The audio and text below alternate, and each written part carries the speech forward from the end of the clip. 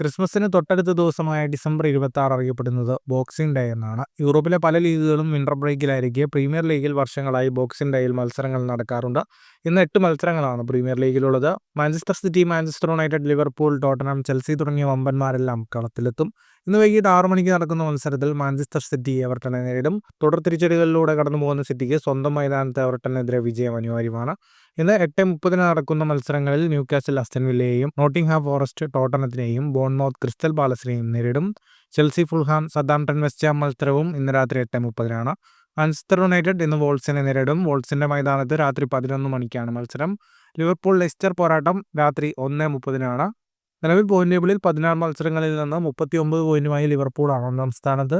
രണ്ടാമതുള്ള ചെൽസിക്ക് 17 മത്സരങ്ങളിൽ 35 പോയിന്റാണുള്ളത്. 33 പോയിന്റുമായി ആഴ്സണലും 31 പോയിന്റുമായി നോട്ടിംഗ്ഹാം ഫോറസ്റ്റും 3ഉം 4ഉം സ്ഥാനങ്ങളിൽ നിൽക്കുമ്പോൾ 28 പോയിന്റോടെ ബോൺമൗത്ത് 5ഉം അസ്റ്റൺ വില്ല 6ഉം സ്ഥാനങ്ങളിൽ നിൽക്കുന്നു. നിലവിലെ ചാമ്പ്യന്മാരായ മാഞ്ചസ്റ്റർ സിറ്റി 27 പോയിന്റുമായി 7ാം സ്ഥാനത്താണ്. ഫുട്ബോൾ ലോകത്തെ കൂടുതൽ വാർത്തകൾക്കും വിശേഷങ്ങൾക്കുമായി സ്പോർട്സ് കഫേ ഇപ്പോൾ തന്നെ സബ്സ്ക്രൈബ് ചെയ്യുക.